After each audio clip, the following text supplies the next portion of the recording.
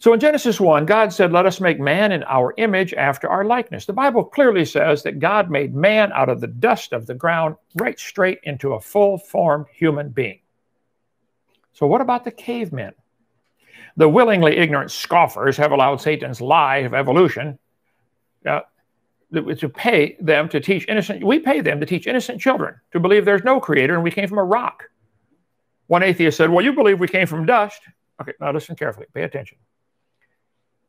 God making man from dust is very, very different than the dust making itself into a man. Man can take natural products and make a pen. Does that mean the pen can make itself? No. You guys, if you can't see that, you're completely stupid or completely blind, or maybe both, okay? The fact that people can make something into a product is evidence that somebody did it. Even a screw couldn't form itself by chance. A nut and a bolt. So yes, I believe God can take dust and make man. And you believe rocks can make man by themselves. Don't you? The older I get, brother, the less tolerance I have for such sheer stupidity. Okay. So God made man in our image. So if we're made in the image of God, what about the cavemen?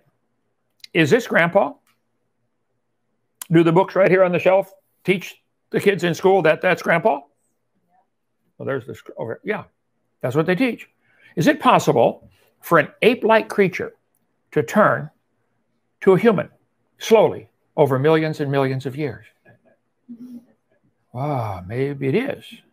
Anyway, okay, so they do teach nothing exploded and made everything, and the earth cooled down into a rock, and the rock got rained on for a long time, made oceans, and the soup came alive, and slowly evolved into primates, and then finally man. Now, if you Google it, they'll say man is listed in the ape category. You're really dumb if you believe that. Okay, so here we go. Nothing exploded, earth cooled down, made a rock, rained on the rocks for millions of years, and finally here we are, primates. And then man, and we learned to write 0.00001 billion years ago. Some of them still haven't learned to think, though. Okay, Bible says man brought death into the world. Nothing died until man sinned. So God made a perfect world. The evolution theory is exactly the opposite. They say we started like a protista and slowly evolved. We became a fish for a while and then very slowly became a human. Hey, it's got to be true. They drew lines on the paper. It's got to be true. They got a line on the paper. Yeah, how about this one? Yes, boys and girls, we started off like a single-celled ancestor and slowly evolved into humans. Is that what they're teaching the kids with this drawing? Yep. I don't want to put words in your mouth, guys. I'd like to put a thought in your head, but I'm not putting words in your mouth. That is what you believe. Today, life has conquered every square inch of Earth. I'm going to doubt that, first of all. But when the planet formed, it was a dead rock. How did it get started? You guys do believe you came from a rock. Okay, you do. Admit it, okay? But they put these family trees out there with Homo sapien up here. And there he is, Australopithecus afarensis, Lucy. What is the truth? Do we have a common ancestor with the apes and the monkeys and the chimpanzees and the baboons? Is that true? We have a skull display at Dinosaur Adventureland here. I got a few of them out of the case this morning. If you want to come by and see some of the skulls. This is from an evolutionist. And let me see.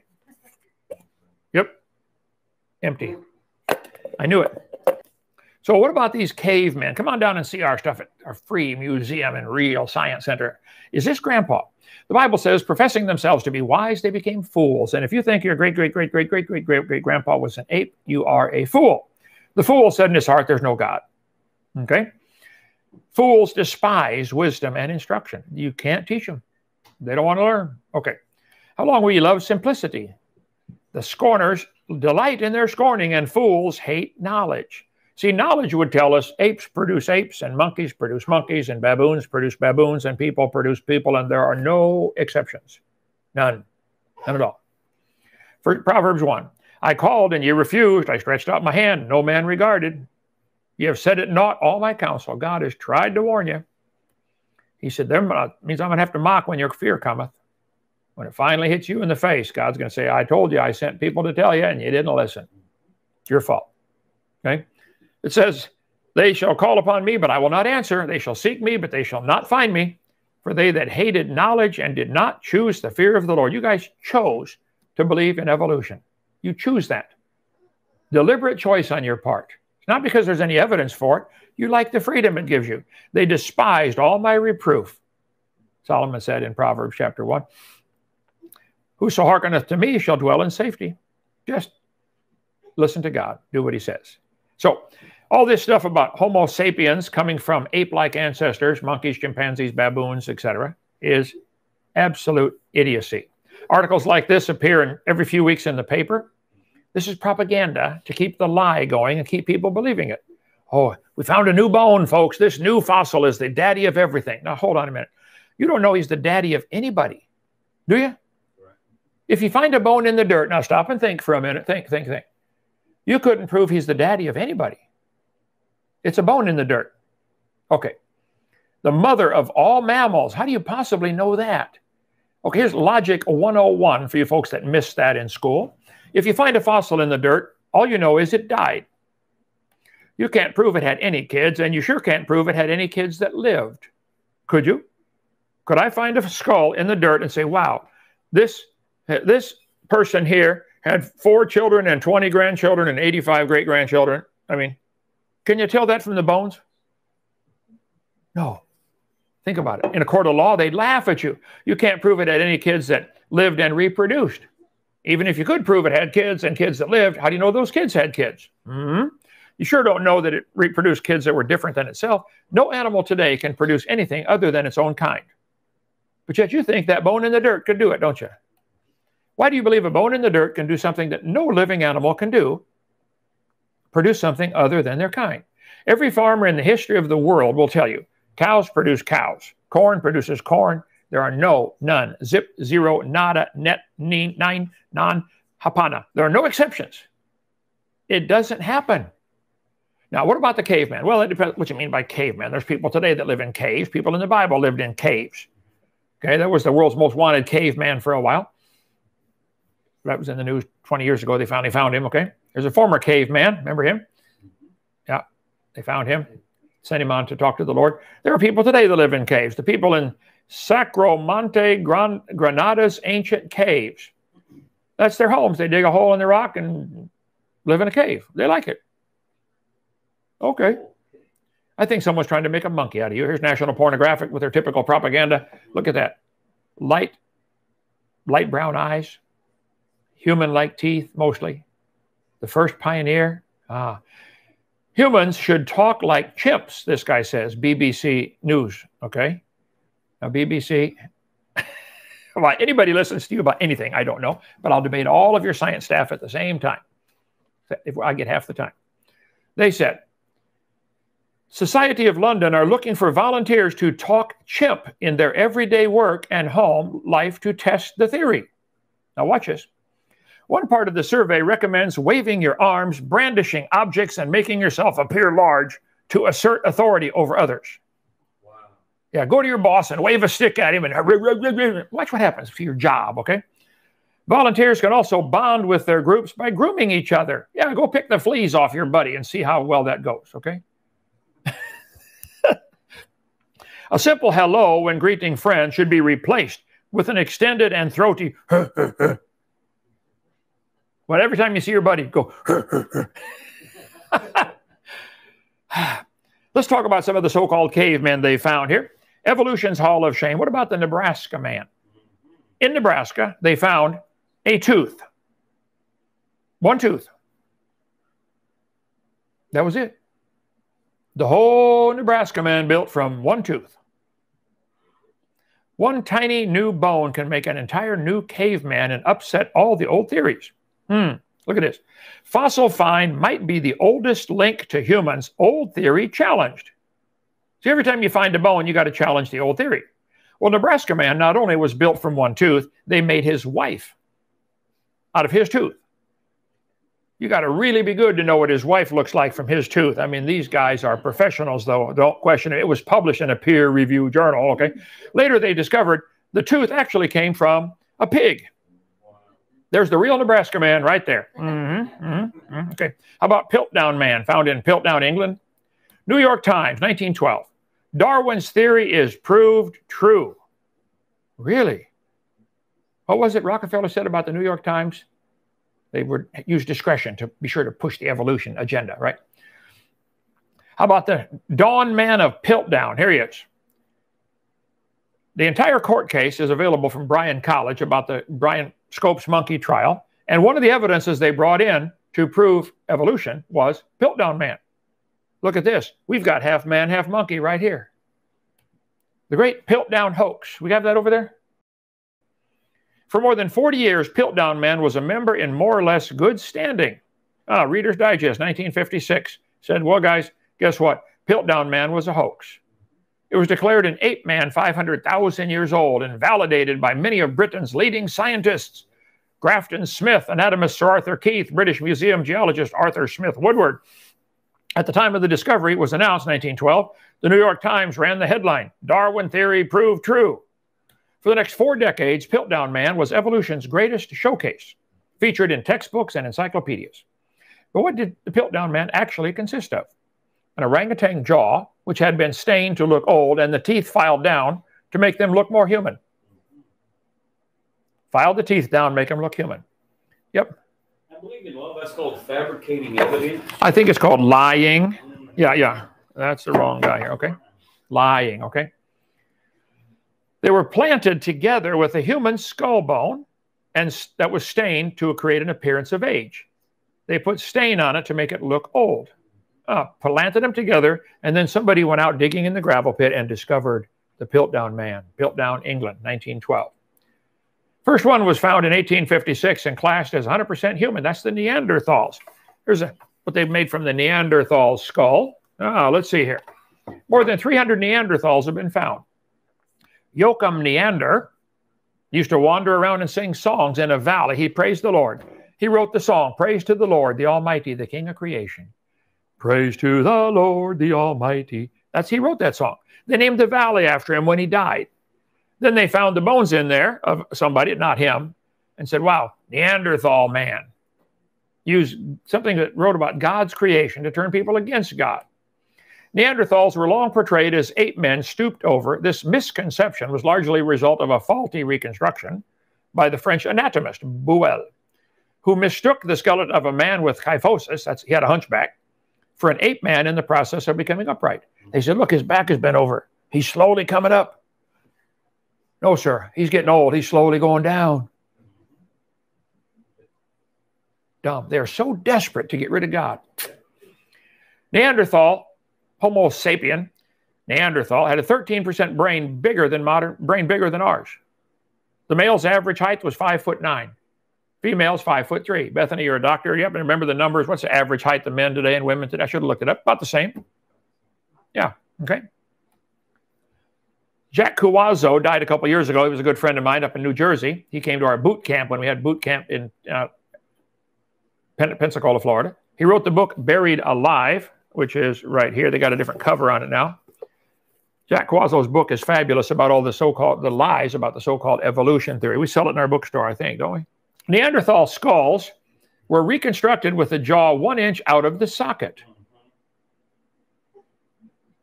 Somebody went to the museum where these guys had them on display. A dentist. Huh? A dentist went there. A dentist went there. They had the jaw like this. He said, guys, the temporomandibular joint has to be connected back here. Okay. See, the jaw goes here. The guy's a dentist. Otherwise, it can't open. They had purposely put it out of place, put it 1 inch out of place, and slanted the forehead back to make it look more ape-like. You know what they did to the dentist for proving they'd made an error in their display? They tried to kill him. They went around France trying to kill the guy. Different anatomical reconstructions is not science, guys. It's artistic license and imagination. How many different faces could you fit on one single skull? Identical skull, give it to 50 artists and say, what did this guy look like? You get 50 different answers from the same skull, okay? The Neanderthals. Neanderthal, Homo neanderthalis, Homo sapien. They lived with humans. Yeah, they were humans, okay? Neanderthal, let's see. Extinct species of subspecies of archaic humans from 400,000 till 40,000 years ago from Wikipedia, okay? What's the difference between Neanderthals and humans? Homo neanderthal, commonly called Neanderthal, is called wise man in Latin. The only known extant human species. Neanderthal is the closest relative to humans. However, there's a significant difference in both species due to biological, anthropological, ethological, linguistic, and other factors. Complicated way of saying their bones were a little different than ours, okay? Why? Both Neanderthals and modern humans initially thought to have evolved from Homo erectus. Homo erectus emerged 1.8 million. This is the stuff kids face in class every day. They got to learn this, puke it back up on the test to get a passing grade. What does it mean to be human? Homo neanderthals. Let's see, Smithsonian. Oh, you have itchy eyes, sneezing. Maybe blame that allergy on the Neanderthals. Yeah. Your sinus cavities are goofed up because they had bigger brow ridge. Okay. Neanderthal genes live on in our hair and skin. We still have Neanderthal genes. Nature magazine. Neanderthal Genome Project. Let's find the genes of the Neanderthals. Well, the Bible says before the flood came, the people lived to be more than 900. I want you to follow me. Focus, Daniel-san. Focus, okay? Average age before the flood, 912.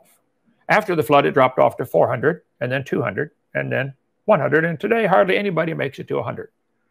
Well, I want you to put your fingers on above your eyebrows right now and bite your teeth together hard like you're chewing something hard. Come on, try it. Can you feel the muscle up there move? The frontalis muscle attaches to the brow ridge and is part of the chewing mechanism. Interesting. Okay.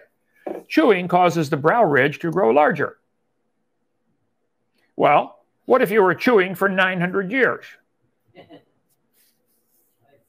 Or 400 years? How chewing gave humans flat faces, little teeth, and wimpy jaws. One guy came to my seminar. He said, Brother Hovind, get your camera. Take a picture of this. I said, what? He turned sideways. He said, now, look at the hair. I'm a Neanderthal. Okay. And he said, I love your videos, brother. Keep up the good work. How about this guy? Large brow ridge. 20 physical traits you may have inherited from a Neanderthal. What's the bump on the back of the skull called? Occipital bun. Okay?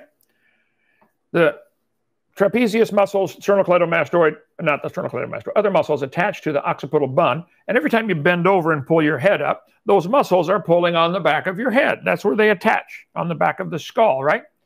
So these muscles are pulling on the bone.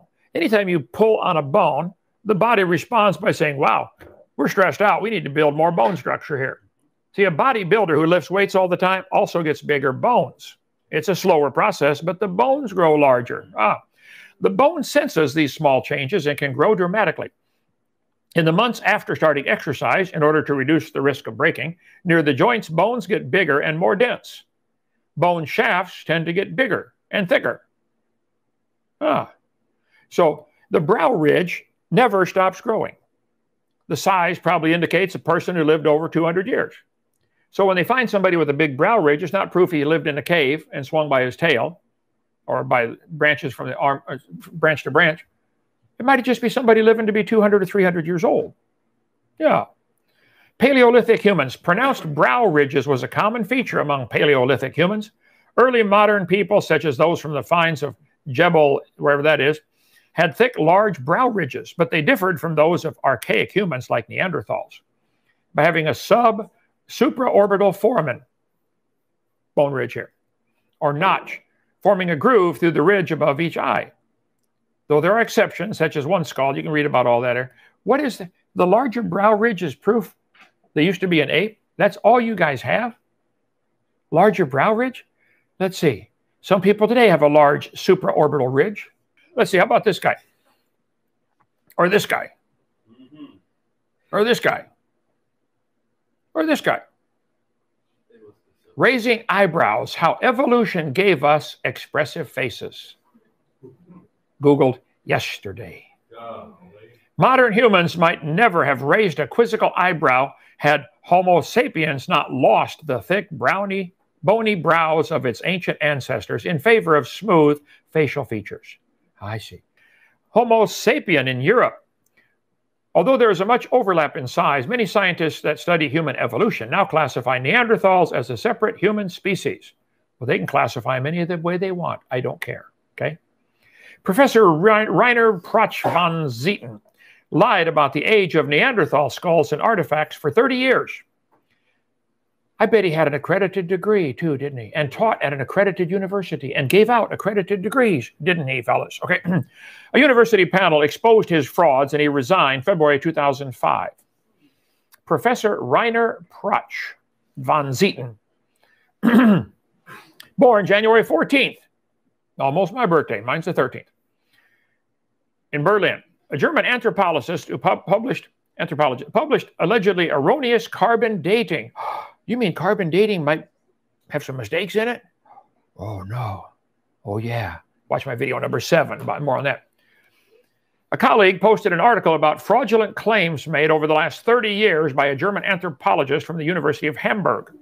His claims were taken for granted until very recently. The story reported in 2005 Science News section of The Guardian Unlimited.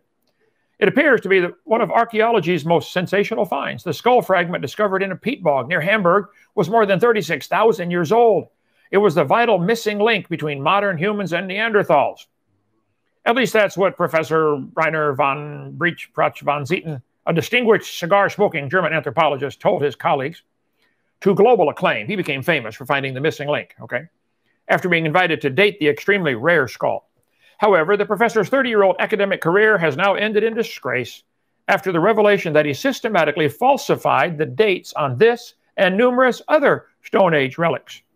According to experts, his deceptions may mean an entire tranche of the history of man's development will have to be rewritten. We're going to have to rethink all this. Hey, guys, let me save you some trouble, okay?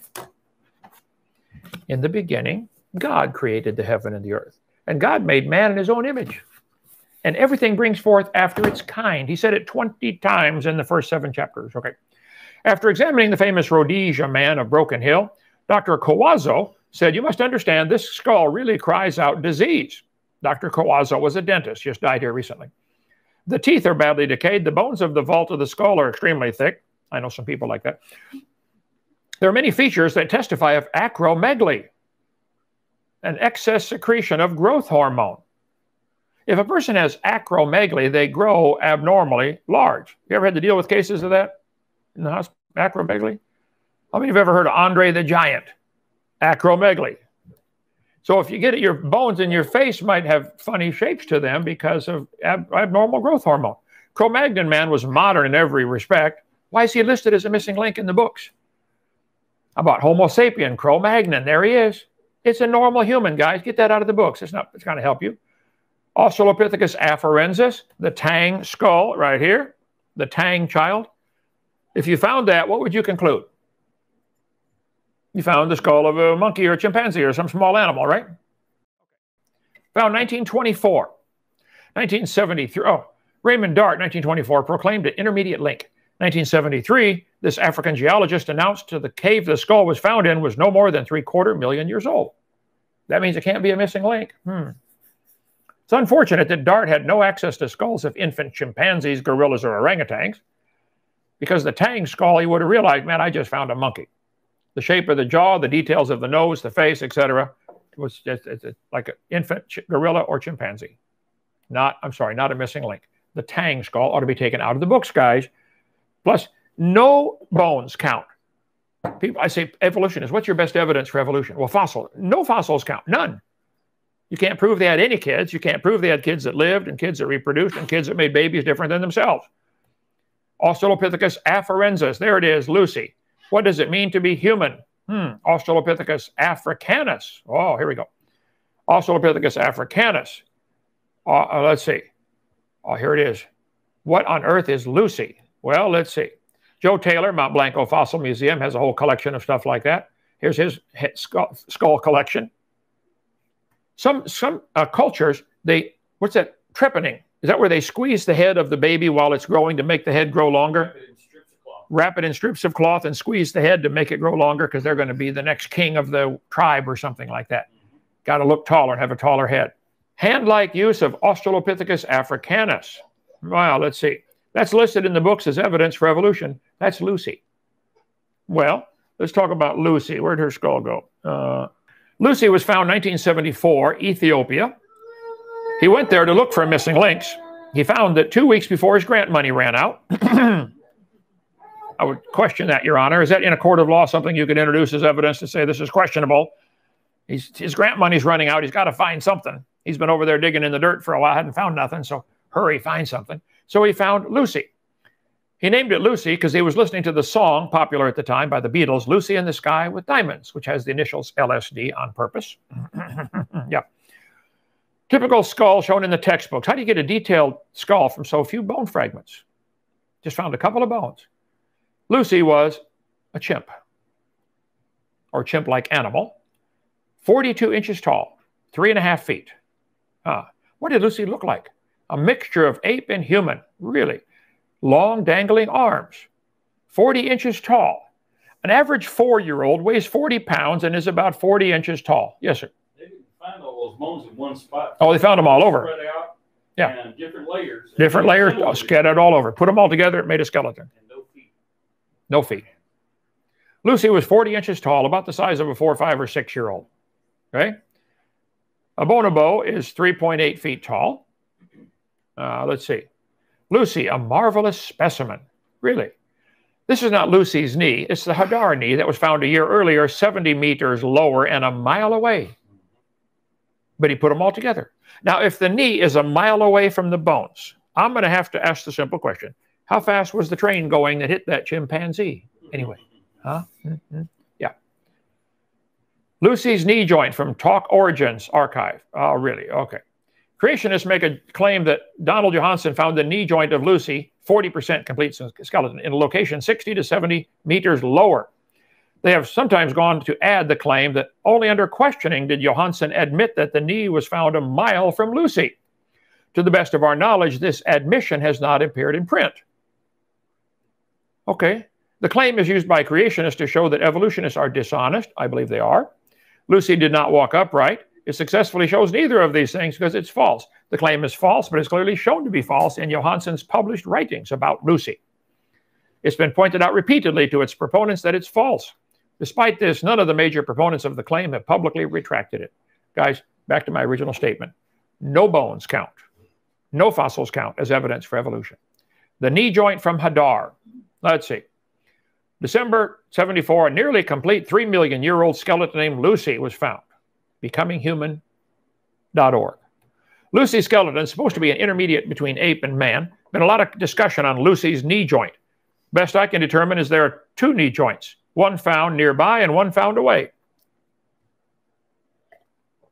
The one found far away was found 2 to 3 kilometers away from the skull. That, sure enough, University of North Carolina said it. Dr. Johanson does not claim that the knee joint belonged to Lucy. Instead, it was part of another fossil he found sometime earlier. He does put them together logically. I mean, if you find a knee 1.5 miles away from the skull, I mean, you can logically, that goes together. Of course, of course. They found a few fragments of the bone, put them all together, and made Lucy. Ape-like brain, Australopithecus afarensis.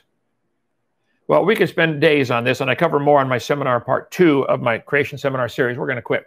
He said the femur was slightly angled, proving it's becoming a human. Huh? Becoming a human, because the knee joint was angled. See omniology.com for lots more on that, okay?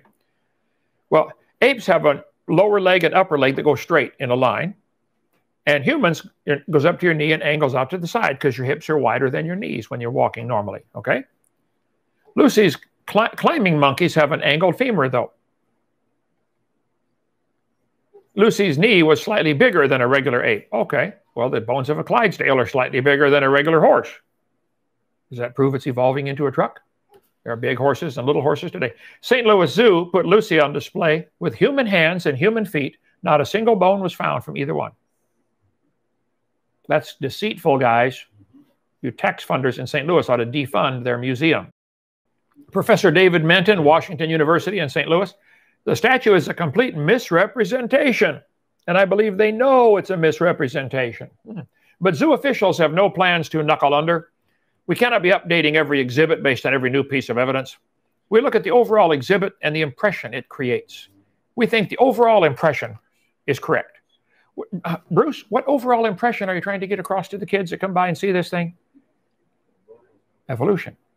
Now here's a case where they found perfectly normal human footprints, stride, straddle, everything, identical to humans, castor, camber, all that stuff, across the ash. Perfectly normal humans. But they said this proves hominids were walking upright 3.75 million years ago. The footprints are described as remarkably similar to those of modern man. The form of the foot was exactly the same as ours. Weight-bearing pressure patterns and the prints resemble human ones. Footprints so very much like our own. The fossil record of bipedalism. Look, they learned to walk on two legs. Wow, look at that. Okay. Russell Tuttle did the most extensive study of the footprints. He took 70 people that go barefoot all their life. Find a tribe of folks, they never wear shoes. He said, guys, walk across the mud. I want to study your footprints. They walked across the mud.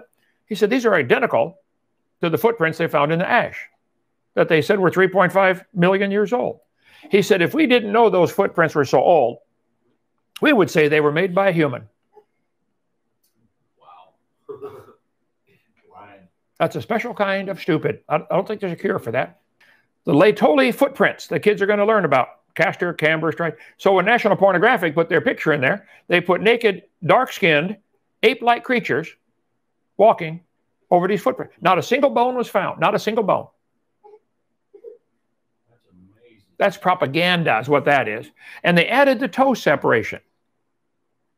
So your big toe normally lines up with the rest of the toes. Does anybody have a toe separation like your thumb and fingers are on your foot? No. See, apes have the toe separation so they can grab a tree branch and swing around, right? You try to swing from the branches by your feet, not your knees, your feet. Pick a low branch to practice on, okay? All right. Lucy's new fossil cousin shows the path to human walking took many turns. I see, okay. This propaganda goes on and on and on about going from walking on four or swinging from trees to bipedalism. Wish we had time. We're going to have to quit here. Let me get one more. I got all stuff on the Peking man, the Homo erectus. Pose for the picture there, buddy. Okay. Java man. Fakes, frauds.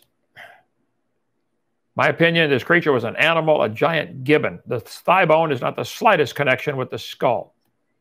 Dubois took the ape skull, 3 human teeth, a human thigh bone, and put them together and made a creature and became famous over it. Telltale heart. All right, we'll cover the rest of cavemen some other time, the Java man. But let me get to the final closing here. Let's see. This is the caveman. Get our book, The Bones of Contention, for more on that. Marvin Lubenow did a fabulous book on the so-called cavemen, if you want to get it. They want you to believe in evolution. The Bible says clearly God made man in his own image. Couldn't be more clear. And someday we're going to stand before the judgment seat of Christ and give an account. And you atheists that chose to believe this was your grandpa, you're welcome to believe that. But that's dumb. It's not going to hold up good for you. But now you're going to teach children that. Ooh, now you're really in trouble. You're going to spread that dumb propaganda to children that we came from nothing to a rock, to a primate, to a man. I'd say you're in trouble when you stand before God. I'm trying to warn you, that's all.